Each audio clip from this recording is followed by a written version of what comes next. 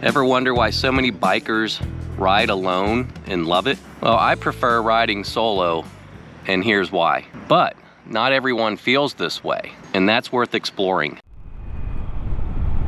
So, probably the biggest thing for riding solo, to me, is the freedom. You don't have to wait around for another rider. You don't have to meet somewhere. You can ride at your own pace. You can do whatever you want. And I think that's why most motorcyclists just prefer riding solo. Another one is, I guess, mental clarity, right? Solo riding can be like meditative. Kind of a way, like I talk about all the time, to release stress and just chill out. Another thing is you have control over the experience. You can set your music, your route, your vibe. It's all up to you. How about safety and awareness? You don't have to worry about group dynamics. You can ride at your own pace, and you know, you're not distracted by other group riders. Now, don't get me wrong, I've ridden in groups before. I've participated, I think, like one time, and you know what, it's just not for me. I'm not a very, like, I guess you could call a social bug, where I need a lot of people around me to feel safe and content, you know. I'm kind of and that's why I wanted to do this video on being a lone wolf rider, because that just fits my personality perfect. I mean, I'm a nice person. People that know me, like, I mean, I can communicate with people, and hell, that's what I do for my day job. I'm a support specialist, you know. So I can communicate with people, but I honestly prefer, believe it or not, solo riding. And I think most people that have bikes can agree upon that. Here's some geese. These geese, sometimes they're ornery, and if they got little babies and chicks around, or I guess you call a chick, they will come after your butt. Those look pretty chill, but I'm not going to try to get past them. I have no reason to go down there.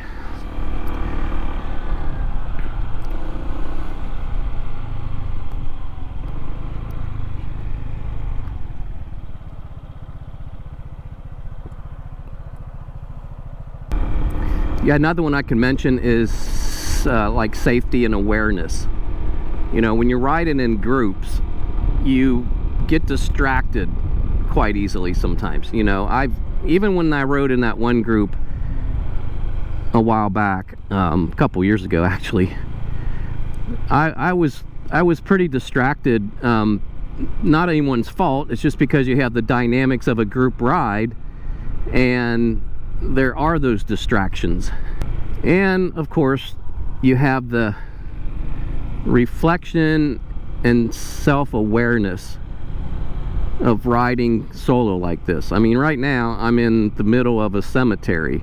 You know, it's like really peaceful. Can you imagine about, you know, 20 bikes going through here being loud and stuff? Yeah, I don't think that would work out real well. I don't know if this place is monitored. I've never driven in here before, so we'll find out. But yeah, this is I think what cemetery is this? I'd have to look. Greenwood Cemetery, if you're familiar with the Hamilton, Ohio area. This is Greenwood Cemetery. It's a very, very crowded place. I mean, I don't know how far back. I'm sure this goes back hundreds and hundreds of years. But my goodness, I've never been back here before, and it is packed to the gills with plots. I didn't realize how many people were buried here. My goodness. Anyway, so yeah, this is pretty cool that I can come out here and ride. This scooter is not really intrusive at all. It's quiet. People don't even know you're even around. Yeah, it's just it's actually beautiful back here with some of these trees and stuff. My gosh, this is a beautiful place. And another thing, when you're riding in groups, you sometimes feel that you have to keep up with the Joneses. In other words, like, it's a comparison game, because you're looking at all the different pretty bikes and the chrome, and you're like, you know, I just don't feel like I belong, especially if you have a lesser bike. You know, you very easily could get caught up in that comparison thing. Sometimes you have the group drama with certain riders, and unfortunately you have to deal with other egos sometimes, and not everybody enjoys that. You know, if you got a group of friends and stuff that you're really chill with and you've known for a long time and you all get along, yeah, that's a completely different story. But it's hard just to go find a group out there without really getting to know them, because it is rough. And you know, when I rode in that group a couple years ago, I didn't know any of them except through a couple conversations on emails and stuff. So that was a little hard to get used to, but hey, they're all nice guys. I wasn't complaining. The guys and girls are really nice.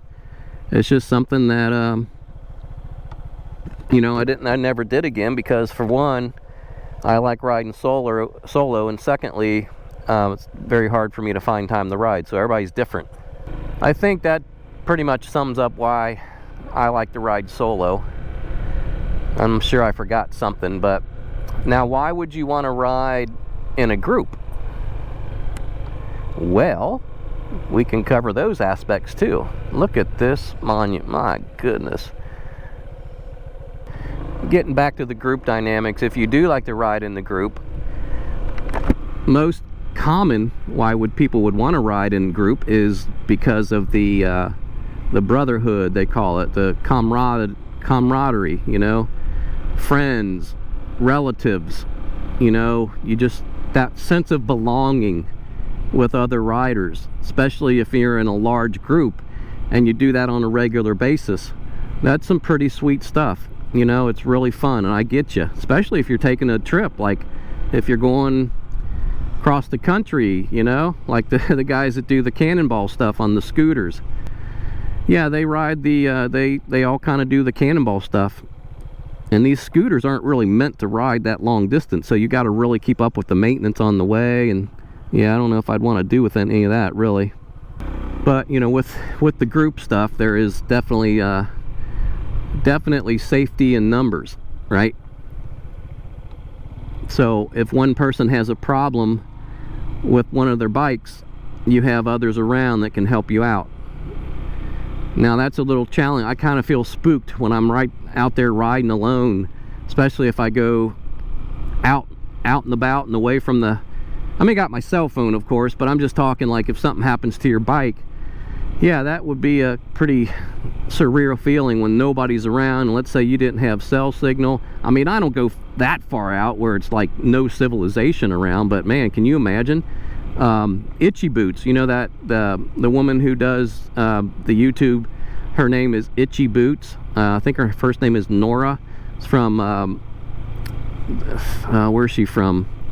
I think I don't remember where she's originally from, but she travels across the country and goes into these other countries, like places where she is all isolated by herself.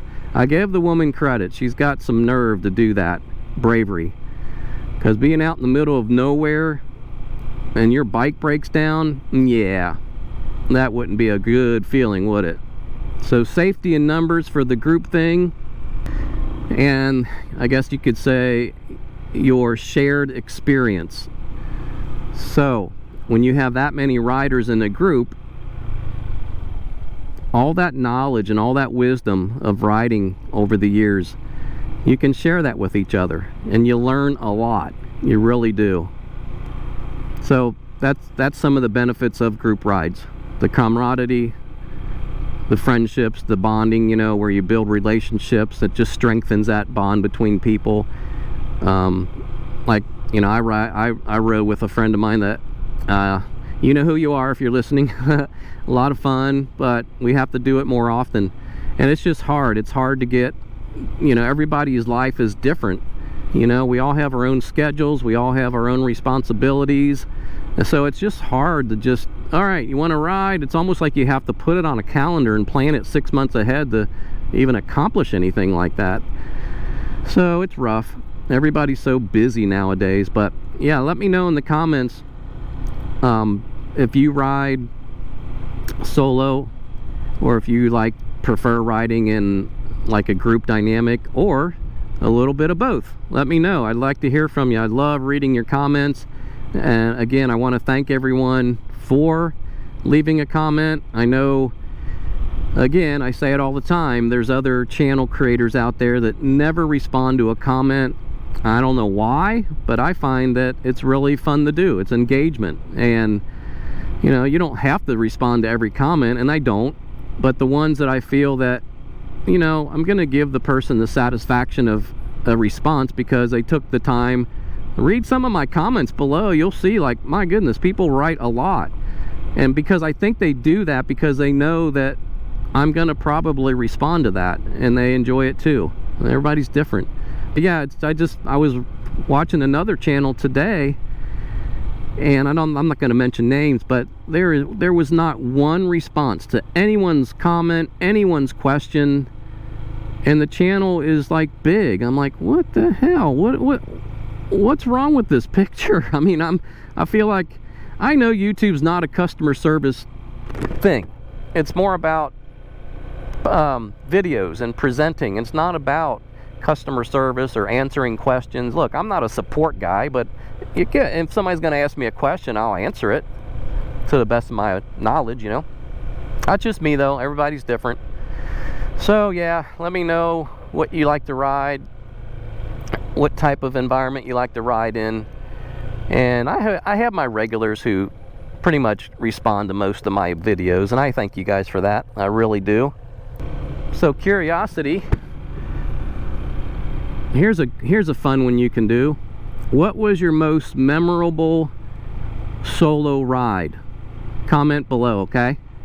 And I'll try to remember to put mine, or I could even talk about it right now if I do remember. Oh, I think one of my most memorable rides was riding out to the Wilmington, Ohio area, the lake called Cowan Lake, because I grew up there when I was young. I grew up camping and swimming in that lake, Cowan Lake. We stayed at Beechwood Acres, which was the private campground across from the state side.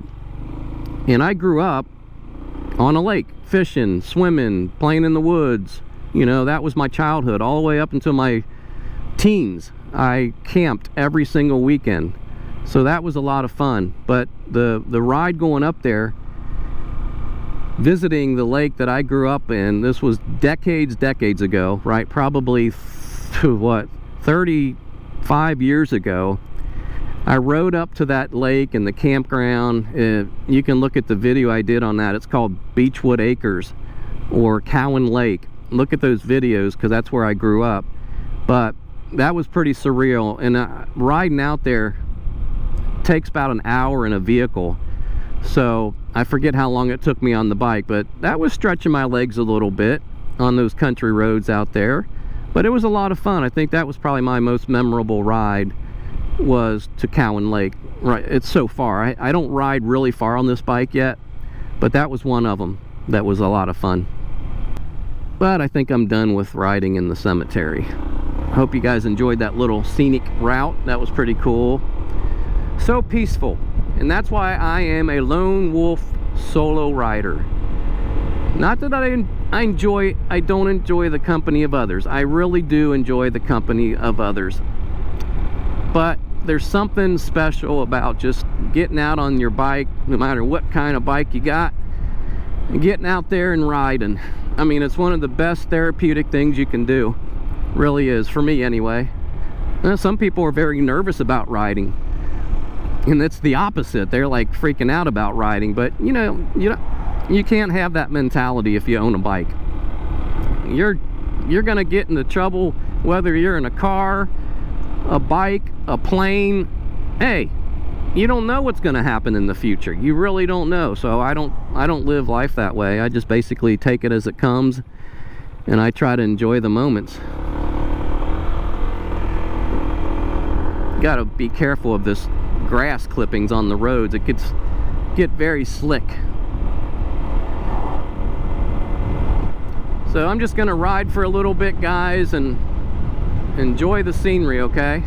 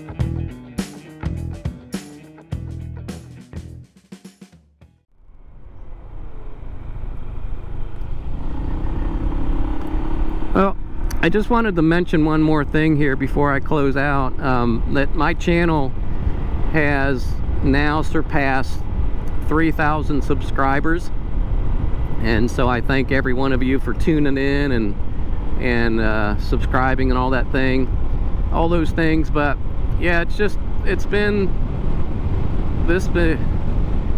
thing's been a part of my life now for about 5 years, so I didn't know really what to expect, but of course we always have those expectations that it'll be a lot, a lot bigger and have more subscribers after 5 years and stuff.